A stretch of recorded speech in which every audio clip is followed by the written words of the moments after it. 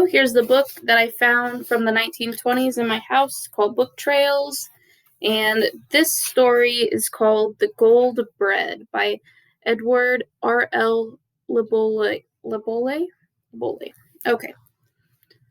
Once upon a time, a widow with her beautiful daughter lived on the edge of a tiny village.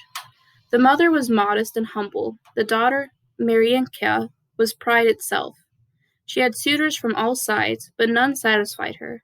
The more they tried to please her, the more she disdained them. One night, when the poor mother could not sleep, she began to pray for her dear child, who gave her more than one care. Marinka was asleep by her side. As the mother gazed lovingly at her beautiful daughter, Marinka laughed in her sleep. "What a beautiful dream she must have to laugh in this way," said the mother. Then she finished her prayer, laid her head on her pillow, and fell asleep. "My dear child," said she in the morning, "what did you dream last night that you laughed so?" "What did I dream, mamma? I dreamed that a nobleman came here for me in a copper coach, and that he put a ring on my finger set with a stone that sparkled like the stars. And when I entered the church, the people paused in their worship and had eyes for no one but me." My daughter, that was a proud dream," said the mother, shaking her head. But Marinka went out singing. The same day a wagon entered the yard. A handsome young farmer in good circumstances came to ask Marinka to share a peasant's bread with him. The mother was pleased with the suitor, but the proud Marinka refused him, saying, "Though you should come in a copper coach and put a ring on my finger set with a stone that sparkled like the stars, I will not have you for a husband." And the farmer went away storming at Marinka's pride.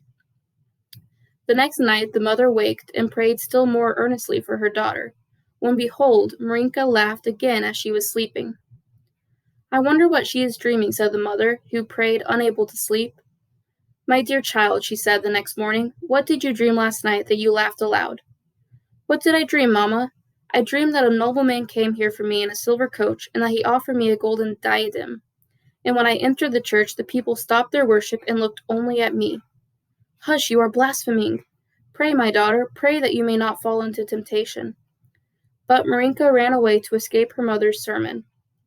The same day a carriage entered the yard. A young lord came to entreat Marinka to share a nobleman's bread with him. "It is a great honor," said the mother, "but vanity is blind."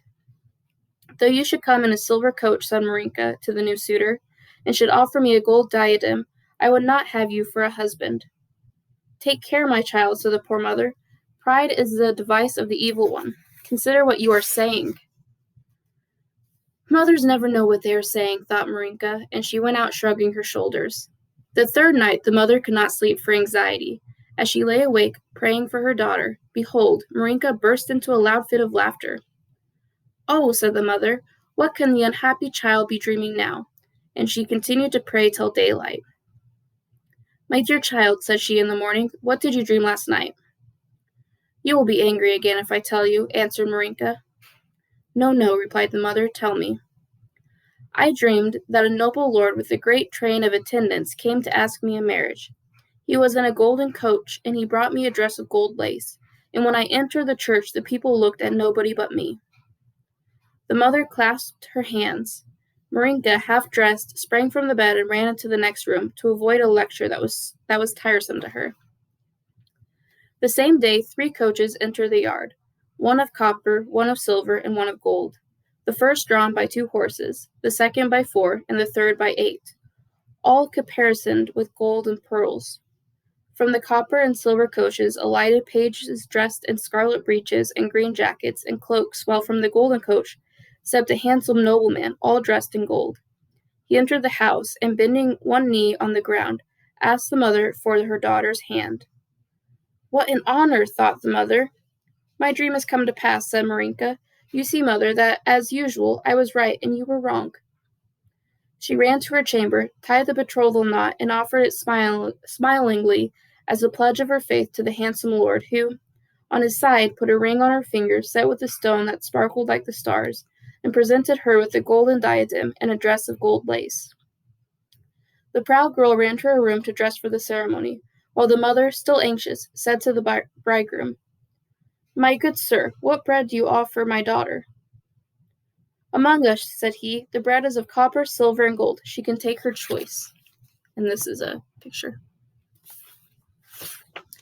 What does this mean? Thought the mother. But Marinka had no anxiety. She returned as beautiful as the sun, took her lover's arm, and set out for the church, without asking her mother's blessing.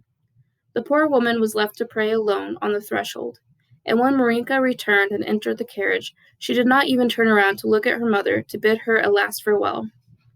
The 8 horses set off at a gallop, and did not stop till they reached a huge rock in which there was a hole as large as the gate of a city. The horses plunged into the darkness. The earth trembled, and the rock cracked and crumbled. Marinka seized her husband's hands. "Don't be alarmed, my fair one. In a moment it will be light." All at once 1,000 lights waved in the air. The dwarfs of the mountain, each with a torch in his hand, came to salute their lord, the king of the mines. Marinka learned for the first time her husband's name. Whether he was a spirit of good or of evil, she thought, at least he was so rich that she did not regret her choice. They emerged from the darkness and advanced through bleached forests and mountains that raised their pale and gloomy summits to the skies. Firs, beeches, birches, oaks, rocks, all were of lead. At the end of the forest stretched a vast meadow, the grass of which was of silver, and at the bottom of the meadow was a castle of gold, inlaid with diamonds and rubies. The carriage stopped before the door, and the king of the mines offered his hand to his bride, saying, "My fair one, all that you see in this country is yours." Marinka was delighted, but it is impossible to make so long a journey without being hungry, and it was with pleasure, therefore, that she saw the mountain dwarfs bringing in a table, everything on which glittered with gold, silver, and precious stones. The dishes were marvelous, side dishes of emeralds and roasts of gold on silver plates. Everyone ate heartily except the bride, who begged her husband for a little bread. "Bring the copper bread," said the king of the mines. Marinka could not eat it. "Bring the silver bread," said he. Marinka could not eat it. "Bring the gold bread," said he at length. Marinka could not eat it. "My fair one," said the king of the mines, "I am very sorry, but what can I offer you? We have no other bread." The bride burst into tears. Her husband laughed aloud. His heart was of metal, like his kingdom. "Weep if you like," he cried. "It will do no good. What you wished for you possess. Eat the bread that you have chosen." It was thus that the rich Marinka lived in her castle, starving, always hungry, and seeking in vain for roots to allay the torture that was consuming her. God had humbled her by granting her prayer. 3 days in the year, the rogation days, when the people pray for the fruitful rain sent by the Lord, Marinka returned to the earth. Dressed in rags, pale and wrinkled, she begs from door to door, too happy when anyone throws her a few crusts, and when she receives as alms from the poor what she lacks in her palace of gold, a little bread and a little pity. Some day she may win pardon and come back to live her life like the other peasants who work for the bread they eat. And then there's just a little poem. It's called In the Moonlight.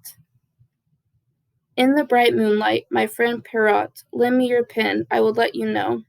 My candle is dead, my fire also. Pray open your door, for I have no place to go. Okay, and that's the pictures for that.